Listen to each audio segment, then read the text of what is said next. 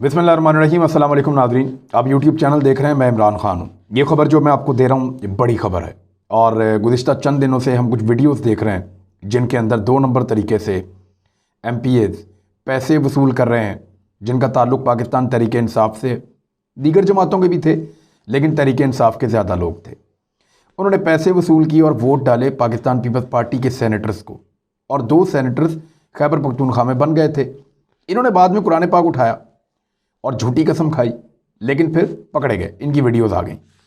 अब वीडियोस बनने के बाद इमरान खान साहब का एक बहुत बड़ा इम्तिहान था। ये जो सारी अपोजिशन चीख रही है, इनको आइडिया था कि होने क्या वाला है। और अब इमरान खान साहब क्या करेंगे? एक तो ये कहा जाता है कि ये वीडियो इमरान खान साहब के पास बहुत पहले से मौजूद है, तो ये बात गलत है। हाँ, ये वीडियो बहुत पहले से मौजूद है, इमरान खान साहब को ये पता था क्योंकि उनको किसी ने ये इन्फॉर्मेशन पहुंचाई थी और उसके बाद इमरान खान साहब ने इस वीडियो का तज़किरा भी किया था, लेकिन वो वीडियो उनके पास नहीं थी। अब जब ये वीडियो लीक हो गई है और बाहर आ गई है तो सारा का सारा मामला खुल गया है। हुकूमत अब करने क्या जा रही है? इमरान खान साहब ने एक कमेटी बनाई थी और वो कमेटी अपनी सिफारिशात इकट्ठी कर रही थी। उन्होंने कुछ बड़े अहम तरीन फैसले किए हैं और आने वाले वक्त में इमरान खान साहब की हुकूमत और उनकी हुकूमत के ज़ेरे असर काम करने वाले इदारे एक बहुत बड़ा ग्रैंड ऑपरेशन करने जा रहे हैं इस केस से मुताल्लिक। लेकिन ये सारा मामला सेनेट इंतखाबात के बाद जो है वो और ज़्यादा तेज़ हो जाएगा। सेनेट इंतखाबात से पहले इतनी बड़ी कार्रवाई जो है वो करने से इमरान खान साहब को रोका जा रहा है। खान साहब ये चाहते हैं कि ये कार्रवाई फ़ौरन की जाए, जितने भी कल्प्रेट हैं, जितने भी जिम्मेदारान हैं, उनको बेनकाब किया जाए, फौरी तौर पे उनको गिरफ्त में लिया जाए। लेकिन उनको उनके सियासी रुफका ने मना किया कि अभी ये नहीं करना, क्योंकि सेनेट के इंतखाबात आ रहे हैं। अगर अभी कोई एक्शन लिया गया तो सेनेट के इंतखाबात को मशकूक बनाने की कोशिश की जाएगी अपोजिशन की जानिब से। पहले स्मूथ तरीके से और पुरअमन तरीके से सेनेट के इंतखाबात होने दिए जाएं और उसके बाद जो आप अकाउंटेबिलिटी करना चाह रहे हैं या जो एहतसाब का शिकंजा आप कस रहे हैं वो उसके बाद आप कसवा लीजिएगा। लेकिन फ़िलहाल खामोशी बेहतर है। अब मेरे पास ये इन्फॉर्मेशन है कि ये करने क्या वाले हैं और उस टीम की फाइंडिंग्स क्या है, उन्होंने कहाँ तक तफ्तीश की है। देखिए, इसमें कुछ चीज़ें बड़ी इंपॉर्टेंट है। एक तो ये देखना था कि क्या ये वीडियो ठीक है, तो इसकी तस्दीक हो गई है कि ये वीडियो बिल्कुल ठीक है। और इसकी एक वजह ये भी है कि जो पैसे लेते हुए लोग दिखाई दे रहे हैं उन्होंने इस बात का एतराफ़ कर लिया है कि इस वीडियो में वो मौजूद हैं, चाहे वो कोई बहाने लगा रहे हैं। लेकिन उन्होंने ये किसी ने नहीं कहा कि ये जाली वीडियो बनी है, ये वीडियो थी ही नहीं, ये इसके अंदर मैं नहीं हूँ, या ये इस तरह का माहौल, वो इस तरह किसी ने नहीं कहा। सबने उसका कोई ना कोई और जवाब पेश किया, लेकिन किसी ने ये नहीं कहा कि ये वीडियो जाली है। और उस वीडियो को बाहर लाने वाले सहाफ़ी का भी इंटरव्यू किया गया है। इस वीडियो की अथेंटिसिटी को चेक भी किया गया है। इस वीडियो के अंदर जो बंदे मौजूद हैं उन बंदों को भी चेक किया गया है। जिस घर का इस्तेमाल किया गया उस घर तक भी वो टीम पहुंच गई है। इमरान खान साहब ने फवाद चौधरी, शीरी मज़ारी और कुछ और लोगों पे मबनी एक टीम बनाई थी और वो मुख्तलिफ महकमों से रिपोर्टें भी ले रहे हैं। तो पाकिस्तान के इदारे उस घर तक भी पहुंच गए हैं जहां पे बैठ के ये वीडियो बनाई गई थी और जिस तरीके से ये वीडियो बनाई गई थी। हत्ता कि अब कोशिश की जा रही है कि उस कैमरा तक भी जो है वो पहुंचा जाए या उन सोर्सेज तक पहुंचा जाए जहां से ये वीडियो रिकॉर्ड की गई है। ये वीडियो किसने बनाई, किस मकसद के लिए बनाई और इसका फ़ायदा उठाने वाले कौन हैं, ये सारा डाटा इकट्ठा हो गया है। ये सारी इन्फॉर्मेशन इस वक्त वज़ीर-ए-आज़म पाकिस्तान के पास पहुंच गई है और पाकिस्तान के इदारों ने और उस तहकीकाती कमेटी ने इसके ऊपर पूरा काम कर लिया है। ये अहम तरीन सबूत हैं जो इकट्ठे हो गए हैं और इन सबूतों पर आगे तहकीकात को आगे बढ़ाया जा रहा है। कुछ और चीज़ें हैं, इन लोगों के क्वाइफ भी इकट्ठे किए गए हैं, इनका डाटा इकट्ठा किया गया है कि 2018 के इंतखाबात जब हुए थे सेनेट के, तो उससे पहले इन लोगों ने कहाँ ट्रैवल किया, उसके बाद इन्होंने कहाँ ट्रैवल किया, ये लोग कहाँ कहाँ जाते रहे, किस किस को मिलते रहे, इनके कॉल रिकॉर्ड्स किन किन के साथ मिल रहे थे, इन लोगों की उन दिनों में सरगर्मियाँ क्या थीं, और फिर इनके जो असासे हैं या इनकी फैमिली के जो असासे हैं उनमें कितना फ़र्क पड़ा अचानक। तो आप हैरान हो जाएंगे कि ये जो 20 से ज़ायद या 20 के आसपास लोग हैं, इनके असासों में एकदम फ़र्क पड़ गया था सेनेट के इंतखाबात के बाद। यानी इनके पास पहले कम पैसे थे, कम वसाइल थे, लेकिन अचानक इनके पास, कुछ के पास नई गाड़ियां आ गई, कुछ ने प्रॉपर्टीज़ खरीद ली, कुछ ने कोई नया कारोबार शुरू कर लिया और कुछ ने अपने बैंक के असासों में इजाफा दिखाया। और ये सिर्फ इनके अपने नहीं, इनके फैमिली मेंबर्स के सारे मिलाकर उसकी इन्वेस्टिगेशन की गई है। तो ये एक बड़ी इन्वेस्टिगेशन थी जो 20 से ज़्यादा लोगों की गई है। तो उसके अंदर ये बहुत सारी चीज़ें और सामने आई हैं कि पहले और बाद की जो माली हालत है वो इन लोगों की क्या है। अब यहां तक इन्वेस्टिगेशन पहुंच गई है, यानी ये पता कर लिया घर कौन सा था, वीडियो किसने बनाई, बनाने वाले का मकसद क्या था, पैसे कौन दे रहा था। ये पता कर लिया गया कि इन लोगों के क्वाइफ जो हैं वो इकट्ठे किए गए कि ये कहाँ जाते आते रहे हैं, इनकी ट्रैवलिंग हिस्ट्री क्या है, और फिर इन्होंने जो पैसा वसूल किया उसके बाद और उससे पहले इनके असासों में इजाफा या इनकी मईशत जो इनकी माशी हालत थी वो किस लेवल पे थी, ये सारी इन्फॉर्मेशन भी इकट्ठी की जा रही है। उसके अलावा अब जो सबसे बड़ा सवाल पैदा हो रहा है वो ये हो रहा है कि अब करने क्या वाले हैं इमरान खान साहब और उनकी टीम। तो जो सिफारिशात हैं ना, जो एक्शन वो लेने जा रहे हैं वो बड़ा तगड़ा है, और उस एक्शन के बारे में मैं आपको बताता हूँ ये क्या करने लगे हैं, स्टेप बाय स्टेप है। और ये खबर मैंने बड़े सोर्सेज से निकाली है। उन लोगों के लिए जिन्होंने करप्शन की है बहुत बुरी है, जो उस करप्शन से फ़ायदा जिन्होंने उठाया उनके लिए बहुत बुरी है, हॉर्स ट्रेडिंग में जो घोड़े थे उनके लिए भी बुरी है, जो जॉकीज थे उनके लिए भी बुरी है। नंबर 1, इन लोगों के नामों को ECL में डाला जाएगा। ये जितने मुश्तबा लोग हैं 20 के करीब तो सामने हैं और कुछ ऐसे हैं जो सामने नहीं आए, इन सब के नामों को ECL में डाला जाएगा। इनको पाकिस्तान से बाहर नहीं जाने दिया जाएगा, तब तक नहीं जाने दिया जाएगा जब तक कि अगला मरहला नहीं आ जाता। अगला मरहला इनको डिटेन किया जाएगा, इनको गिरफ्तार किया जाएगा। ये आने वाले दिनों में पहले इनका नाम ECL में डलेगा, उसके बाद इनको गिरफ्तार किया जाएगा। और गिरफ्तार इनको इसलिए किया जाएगा कि इनकी वीडियोस बाकायदा मौजूद हैं कि ये पैसा वसूल कर रहे हैं। सिर्फ एक सवाल होगा, आपने जो पैसा वसूल किया वो कहां है और किस लिए लिया आपने, बस सादा 2 चीजें हैं। पैसा जो आपने वसूल किया वो कहां है और वो पैसा आपने किस लिए लिया और किससे लिया। ये सवालात का इनको जवाब देना पड़ेगा। और उसके बाद जो तीसरा मरहला है उसके अंदर इनकी बरामदगियां होंगी। वो पैसा जो इन्होंने वसूल किया था वो इनसे बरामद किया जाएगा, चाहे वो प्रॉपर्टी की सूरत में हो इस वक्त, या वो कैश की सूरत में इनके पास मौजूद हो, या किसी और सूरत में इनके पास मौजूद हो। पैसा इनको देना पड़ेगा, पैसा वसूल हो जाएगा, ये पता चल जाएगा इन्होंने पैसा किससे लिया। तो फिर मनी ट्रेल पूछी जाएगी उन लोगों से जिन्होंने इनको पैसा दिया कि आपने जो इतना अरबों रुपए का कैश इकट्ठा किया और लाके आपने सेनेटर्स को बांटा, ये कैश आपके पास कहां से आया, आपको किसने दिया, और इसका ट्रांजैक्शनल रिकॉर्ड आप निकालिए। ऐसा नहीं हो सकता कि बहुत बड़ा बल्क में कैश आपने रखा हो अलमारियों में और आप निकाल के खर्चे, आपको अपने एसेट्स शो करने पड़ते हैं। तो इतना बड़ा जो अमाउंट था ये आपके पास कहां से आया, किसने आपको दिया, किस मकसद के लिए दिया, और फिर आपने इनको क्यों दिया। तो उसके बाद जो है वो मनी ट्रेल पूछी जाएगी और उन लोगों को भी गिरफ्तार किया जाएगा जो ये पैसा देने में मुलव्वस थे। उनके खिलाफ मुकदमे बनेंगे। अब चाहे वो अदालतों से जमानतें करवा लें, क्योंकि उस वक्त मामला बहुत खुल जाएगा, तो चाहे वो अदालतों से जमानतें करवा लें, तो चाहे वो गिरफ्तारियां दे दें। उसके बाद ना अहलियां होंगी, क्योंकि फौरी तौर पे रेफरेंसेस फाइल किए जाएंगे, फौरी तौर पे अदालत में केस किए जाएंगे।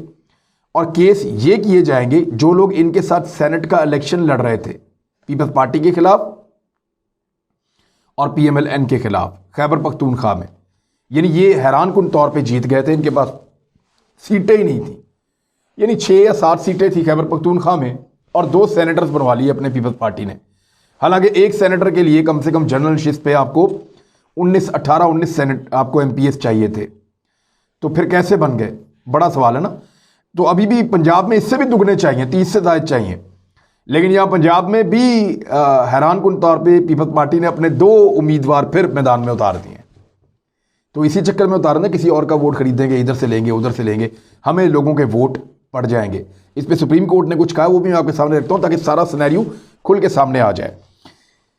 ये जो रेफरेंस बनाए जाएंगे या मुकदमे बनाए जाएंगे या अदालतों से रुजू किया जाएगा, उसमें ये तय पाया है कि जो सेनेटर्स हैरान कुन तौर पे बन गए थे उनके नाअहल करवाने के लिए दरखास्तें दी जाएं उन लोगों की जानिब से जिनकी पार्टियों में अक्सरियत होने के बावजूद उनको वोट नहीं पड़े और वो इस करप्शन की नज़र हुए, और उनको क्योंकि वो पैसा नहीं खिला सके लिहाजा उनके वोट कहीं और चले गए, बिक गए, तो इसलिए वो इसको कलअदम करवाएंगे और कम से कम उन सीटों को कलअदम करवाएंगे जिनके ऊपर वो चाहेंगे कि दोबारा इंतखाबात हों या उनको फेयर मौका दिया जाए। तो ये है वो नाअहलियों वाला मामला, और अगर नाअहलियाँ हो जाती हैं तो ये एक आइनी मसला बन जाएगा, क्योंकि वो असम्बली अब ख़त्म हो गई है 2018 वाली, एक नई असम्बली मौजूद है, तो नई असम्बली में नए वोट्स पड़ेंगे, तो ये एक मसला बन जाएगा और ये सुप्रीम कोर्ट तक ज़रूर जाएगा, जहाँ पे सुप्रीम कोर्ट इस मामले को देखेगी। मेरी इतला के मुताबिक कुछ लोगों ने जिन्होंने पैसा लिया था, उनमें से इक्का दुक्का ने हुकूमत के करीबी लोगों से रब्ता किया है और उनको पता चल गया कि ये इन्वेस्टिगेशन बड़ी तगड़ी हो रही है, तो उन्होंने कहा जी वो वादा माफ गवाह बनने के लिए तैयार है और वो सारी कहानी भी बता देंगे और पैसे भी वापस कर देंगे। तो ये है सूरत हाल उस सारी तफ्तीश की जो हो रही है। और आखिर में जो मेन मामला इसमें से निकाला जाएगा, जो इमरान खान साहब का असल मसला है, वो ये कह रहे हैं कि इस सारे खेल के पीछे असल किरदार कौन है और उसने अपनी मर्जी के सेनेटर्स बनवा कर क्या हासिल करने की कोशिश की है। ये है वो बड़ा सवाल जिसका जवाब जब आपको मिलेगा तो एक बहुत बड़ी पॉलिटिकल पार्टी को डेंट पड़ेगा। चीफ जस्टिस ऑफ पाकिस्तान ने क्या रिमार्क्स दिए हैं, क्योंकि वहाँ पे भी ये केस चल रहा है। सुप्रीम कोर्ट ये चाहती है कि कुछ ना कुछ करके कोई ऐसा सोल्यूशन निकले कि अगर आईनी तरमीम नहीं भी आती तो सेनेट के इंतखाबात में जो पैसे का इस्तेमाल है वो बंद हो जाए, क्योंकि अटॉर्नी जनरल ने ये बड़ा खुलकर कहा है सुप्रीम कोर्ट ऑफ पाकिस्तान में कि इस्लामाबाद में बंदे बैग लेकर बैठे हुए हैं, करोड़ों रुपया लेकर बैठे हुए हैं। दुबई में डिलीवरी के अलग चार्जेस हैं, यानी दुबई में अगर आपको यहाँ पाकिस्तान में आपको 10 करोड़ मिल रहा है तो दुबई में आपको 8 करोड़ मिलेगा, 9 करोड़ मिलेगा। वो बीच में जो 1 करोड़ या 2 करोड़ है वो आपका कमीशन वो निकाल लेंगे जिन लोगों ने पैसा हुंडी करके दुबई पहुंचाना है गैर कानूनी चैनल से। तो दुबई में पैसा मिलेगा तो थोड़ा कम मिलेगा, 10 या 20%, और अगर पाकिस्तान में पैसा मिलना है तो आपको पूरा अमाउंट मिलेगा। तो लोग बैग लेकर इस्लामाबाद में बैठे हुए हैं, ये अटॉर्नी जनरल ने दावा किया। और वो जो बैग लेकर इस्लामाबाद में बैठे हुए हैं, मेरे ख्याल में उनको तो गिरफ्तार करवा देना चाहिए। और वो इस बात का इंतज़ार कर रहे हैं बकौल अटॉर्नी जनरल ऑफ पाकिस्तान कि अगर तो सुप्रीम कोर्ट ने ओपन बैलेटिंग का कह दिया तो हमारे पैसे ज़ाया हो जाएंगे, अगर खुफिया बैलेटिंग का कह दिया तो फिर हम ये बैग्स MPs के MNS के हवाले करेंगे कि जनाब आप अपने अपने वोट तैयार करें और हमें आप वोट डालें, क्योंकि खुफिया बैलेटिंग हो रही है। तो इसमें एक हल जो है वो सुप्रीम कोर्ट ऑफ पाकिस्तान ने निकाला है। वो हल ये है जिसको आज डिस्कस किया गया है, अभी इसका फैसला तो नहीं हुआ लेकिन चीफ जस्टिस ने भी उसकी हमायत की है। और इलेक्शन कमीशन तो अड़ गया, वो तो ये कहता है कि जी खुफिया बैलेटिंग होती है और ये ताक़यामत खुफिया ही रहता है वोट, जिस पे सुप्रीम कोर्ट ऑफ पाकिस्तान ने रद्दमल जो दिया वो मनफी था। और सुप्रीम कोर्ट ऑफ पाकिस्तान ने कहा तो फिर करप्शन रोकना तो इलेक्शन कमीशन की जिम्मेदारी है, और इलेक्शन कमीशन जानता है कि ये करप्शन कैसे होती है सेनेट में, तो इसको रोकना आपकी जिम्मेदारी है, तो इसका कुछ तो हल निकलना चाहिए। तो बार कोड का जिक्र आया। बार कोड जो है वो एक ऐसा कोड होता है जिसको आप कंप्यूटराइज्ड कोड कहते हैं। आपको ये ज़रूर पता चल जाएगा कि ये वोट किसका था और इसने किसको डाला है। अगर कल को कोई मसला होता है, मुतनासिब नुमाइंदगी अगर सबको मिल जाती है, मिसाल के तौर पे जिस जिस जमात की जितनी जितनी सीटें बनती हैं उनको उतनी उतनी सीटें अगर मिल जाती हैं फिर तो कोई मसला नहीं है। यानी अगर यूसुफ रज़ा गिलानी हार जाते हैं और हफीज़ शेख जीत जाते हैं फिर तो कोई मसला नहीं है। लेकिन अगर हफीज़ शेख हार जाते हैं और यूसुफ रज़ा गिलानी जीत जाते हैं तो फिर यह मसला है कि वो कौन से लोग हैं जिन्होंने अपनी पार्टी को वोट नहीं दिया और कहीं और दे दिया। मिसाल के तौर पे सिंध में PTI के ज़्यादा लोग जीत जाते हैं तो फिर ये देखना पड़ेगा कि पीपल्स पार्टी के कौन से लोग हैं जिन्होंने PTI को वोट दिया। और मिसाल के तौर पे पंजाब में पीपल्स पार्टी के सेनेटर्स जीत जाते हैं तो देखना पड़ेगा कि नून लीग और पीपल्स पार्टी और PTI के वो कौन से लोग हैं जिन्होंने पीपल्स पार्टी को वोट डाल दिया। तो ये इस तरह खिचड़ी पकेगी सारे सूबों के अंदर। और इसमें अब बार कोड का जो तस्करा किया गया है ये एक सलूशन हो सकता है और इसकी सबने हमायत भी की है फ़िलहाल। लेकिन इलेक्शन कमीशन को थोड़ा सा डटा हुआ है, वो ये नहीं चाह रहा कि खुफिया बैलेटिंग वाला मामला ख़त्म हो और ये बैलेटिंग हमेशा खुफिया रहनी चाहिए। लेकिन इसमें पैसे के इस्तेमाल को रोकने का कोई सलूशन उनके पास मौजूद नहीं है।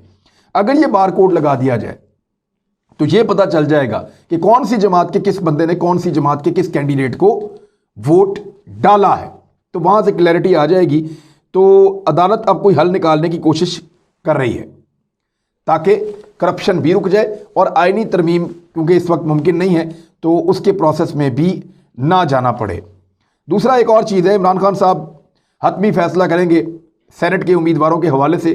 PTI में बहुत सारे इख्तलाफात सामने आए हैं, को बड़े अजीबोगरीब नाम भी दे दिए हैं। यहाँ फ़राह शहज़ादी जो फ़राह खान हैं जो खातून अव्वल की दोस्त हैं, उनका भी नाम आ गया और जमील गुज्जर उनके शौहर हैं और वो बड़े मकबूल हैं यहाँ पंजाब के अंदर।